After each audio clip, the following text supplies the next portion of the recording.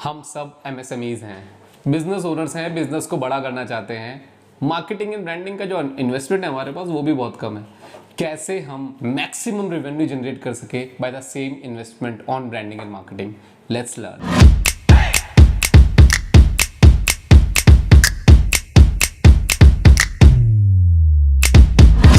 Hey friends, this is Omi Gupta by profession, digital growth strategist, TEDx speaker, founder and CEO of Get Digital Office and author of a book Mind Your Micro Niche. Let's understand कि कैसे हम same marketing spend में ज़्यादा ROI, ज़्यादा revenue generate कर सकते हैं। First, focus on lead magnet. देखिए, आप कुछ भी बेच रहे हैं, प्रोडक्ट, सर्विस, कुछ भी, अगर आप डायरेक्टली पिच करोगे कोई भी चीज़, सामने वाला नहीं लेगा। अगर आपके ब्रांड, आपके प्रोडक्ट एंड सर्विसेज के बारे में उसने कभी सुना नहीं है, कोई ट्रस्ट बिल्ड नहीं हुआ है, तो आप कोई प्रोडक्ट नहीं लोगे। मैं आपसे पूछता हूं कि अगर आप कोई नया ब्रांड आता है, अगर आपने रिव्यूज़ नहीं देखे हैं, अगर आपने उसके टेस्टिमोनियल्स नहीं सुने हैं, क्या आप लोगे? नहीं। वही रोल प्ले करता है lead magnet. What is lead magnet? Lead magnet एक तरीका है, सिंपल सी बात है, जैसे नाम है, लीड को चिपकाना, लीड को अट्रैक्ट करना by providing value. For example, आप एक फ़ोन बेचना चाहते हैं और उस फ़ोन में लेट्स से आपका जो बजट है वो 20, आपका जो फ़ोन का अमाउंट है वो है 20 to 30,000 के बीच में। सो आप एक लीड मैग्नेट तैयार कर सकते हैं कि 5 things which you must remember while buying a phone between 20s to 30s। अगर आप ये लीड मैग्नेट तैयार करते हैं, उस पर कैंपेन्स रन करते हैं, the people who wants to buy the phone, the people who are curious will download your PDF और वॉच योर वीडियो, और वहाँ से वो वैल्यू लेंगे और आपके साथ कनेक्ट करेंगे, आपके ब्रांड के साथ कनेक्ट करेंगे, और वहाँ से आप अपना कॉल टू एक्शन दे सकते हो एंड में, जिससे वो उस लिंक पे क्लिक करें और आपकी वेबसाइट पे जाए और आपके प्रोडक्ट एंड सर्विसेज को खरीदें और यूज़ करें। Second, upsell. यस, आपने देखा होगा कोई भी प्रोडक्ट एंड सर्विसेज अगर आप बेच रहे हो Amazon पे, आप अगर फ़ोन खरीद रहे हो तो फ़ोन के साथ साथ नीचे बाय डिफ़ॉल्ट वो उसका चार्जर, अगर आईफोन है, या उसका टेम्पर्ड, उसका जो बैक कवर है, बाकी सारी चीज़ें already, power bank, click by default कर देते हैं, क्योंकि उनको पता है कि अगर कोई फ़ोन खरीदता है तो उसको एक्सेसरीज की ज़रूरत पड़ती है।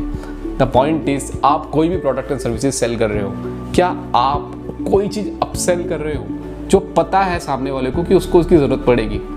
और there is a technique called impulse buying. Impulse buying की वजह से ही हम Amazon पे एक प्रोडक्ट लेते हैं, बट उसके साथ साथ 4 प्रोडक्ट उसकी एक्सेसरीज ले लेते हैं। सेम तरीके से अगर आप कोई प्रोडक्ट एंड सर्विसेज बेच रहे हो और अगर आप कोई भी अपसेल कर रहे हो, चाहे वो 1000-2000 का होगा, आपका जो ओवरऑल रेवेन्यू होगा उस मार्केटिंग स्पेंड पे वो मल्टीफोल्ड हो जाने वाला है। फॉर एग्जांपल, आप एक फ़ोन बेच रहे हो जो 20,000 का है, आप उस पर 3 से 4,000 की एक्सेसरी बेच सकते हो। फॉर एग्जांपल, कोई आप गारमेंट्स में हो, आप एक फॉर एग्जांपल आप एक जीन्स बेच रहे हो, जीन्स के साथ अगर आप बेल्ट भी साथ में शो कर रहे हो, कुछ लोगों को ज़रूरत पड़ सकती है, कुछ लोगों को जीन्स की टी-शर्ट आप शो कर सकते हो जो उसके साथ मैच कर रही हो, आप कैसे ये एल्गोरिथम ला सकते हो, उसकी भी ज़रूरत पड़ सकती है, जिससे क्या होगा, आपका जो ओवरऑल प्रोडक्ट के जो अल्टीमेट अमाउंट होगा वो ज़्यादा होगा और आपका रिवेन्यू इंक्रीज होगा।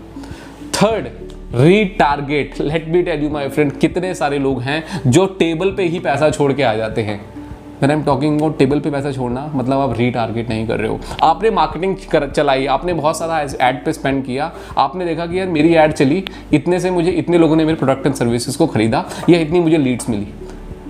पॉइंट इज माय फ्रेंड, जिन लोगों ने क्लिक किया आपके लैंडिंग पेज पे, आपके वेबसाइट पे गए और प्रोडक्ट या सर्विसेज नहीं खरीदी, उनका क्या आपको लगता है कि क्या एक ही बार में वो देख के आपका प्रोडक्ट एंड सर्विस खरीद लेंगे? क्या आप कोई प्रोडक्ट एंड सर्विस एक ही बार में उसको देखकर खरीद लेते हैं? नहीं। तो आप कैसे एक्सपेक्ट कर सकते हैं कि आपकी कस्टमर्स, आपकी टारगेट ऑडियंस वो चीज़ करे? वही कॉन्सेप्ट आता है रीटारगेट को, कि जितने भी लोग आपकी वेबसाइट पे आए हैं उसको गूगल एनालिटिक्स से या प्रॉपरली बहुत सारे पिक्सल मैकेनिज्म होता है जिससे आप उस जो डेटा को कैप्चर कर सकते हैं पिक्सल्स के थ्रू और उस पर रीटारगेट कैंपेन चला सकते हैं, उनको स्केर्सिटी दिखा सकते हैं, उनको कोई और ऑफर दे सकते हैं, उनको डिस्काउंट दे सकते हैं, क्योंकि वो ऑलरेडी आपके प्रोडक्ट एंड सर्विसेज के बारे में आप जानते हैं, और उससे आपकी सेल्स इंक्रीज होगी, ओवरऑल रेवेन्यू पे फायदा होगा, और जो रीटारगेटिंग कैंपेन्स होते हैं ना, उसकी कॉस्ट भी कम होती है। तो अगर आप रीटारगेट नहीं कर रहे हो, आप बहुत ज़्यादा पैसा लूज कर रहे हो। Fourth, nurturing a community. अगर सामने वाला लीड बन गया है, आपका प्रोस्पेक्ट बन गया है, किसी वजह से उसने प्रोडक्ट नहीं खरीदा, तो क्या हुआ? आपने छोड़ दिया उसको? सबसे बड़ी गलती कर रहे हो अगर आप ये कर रहे हो।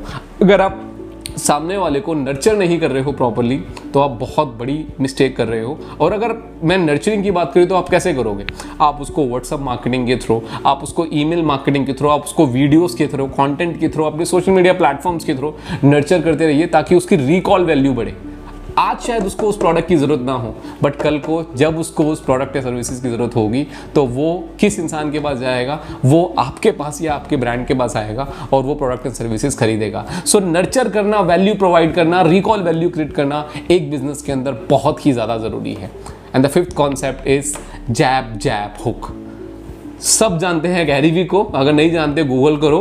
One of the most famous entrepreneur Gary Vee का कॉन्सेप्ट है जैब जैब हुक, जिस पे उन्होंने किताब भी लिखी है कि जब भी आप अपनी कम्युनिटी, अपने ऑडियंस को नर्चर कर रहे हो, हमेशा सिर्फ नर्चर करते मत रहना और या सिर्फ प्रोडक्ट को बेचते मत रहना। There has to be a beautiful combination जिनका नाम दिया है उन्होंने जैब जैब हुक। अब ये जैब जैब हुक कैसे काम करता है, लेट्स अंडरस्टैंड। फॉर एग्जाम्पल कि आपके टारगेट ऑडियंस, जो भी आपकी टारगेट ऑडियंस है, उसके आपको 5 पेन पॉइंट्स पता हैं। जो भी आप प्रोडक्ट और सर्विस बेच रहे हैं उस पर्टिकुलर टारगेट ऑडियंस के 5 पेन पॉइंट्स हैं। अब जैब जैब हुक कॉन्सेप्ट आप कैसे यूज करोगे? पहले जैब में आप क्या करोगे? उस पेन पॉइंट को एड्रेस कराओगे और उसको बिल्कुल इतना डिटेल में बताओगे, राइट, ईमेल के थ्रू या व्हाट्सएप के थ्रू या कोई और वीडियोस के थ्रू, कि सामने वाले को रियलाइज हो कि यस ये बहुत बड़ा पेन पॉइंट है और इसको अगर उन्होंने सॉल्व नहीं किया तो उनकी लाइफ में चैलेंजेस आने वाले हैं और बढ़ते रहेंगे। दूसरे जैब में बताओगे कि इसका सॉल्यूशन क्या है और इसका सही तरीके से सॉल्यूशन क्या है। अभी भी आपने अपने प्रोडक्ट के बारे में नहीं बताया, अपनी सर्विसेज के बारे में नहीं बताया, आपने सॉल्यूशन की बात करी है कि क्या उसका राइट सॉल्यूशन हो सकता है। और तीसरे हुक में आप बताओगे सॉल्यूशन तो है, बहुत सारे लोग प्रोवाइड कर रहे हैं, बट आप ही क्यों सही पर्सन हो, सही ब्रांड हो उस पर्टिकुलर प्रॉब्लम के सॉल्यूशन को ग्रैब करने के लिए, कैप्चर करने के लिए। That is called hook. और अगर आप उनके पेन पॉइंट को सही तरीके से एड्रेस करते हो, सॉल्यूशन की बात करते हो और फिर अपने प्रोडक्ट को लेके आते हो तो आप कम्युनिटी से बहुत अच्छा रिवेन्यू जनरेट कर सकते हो।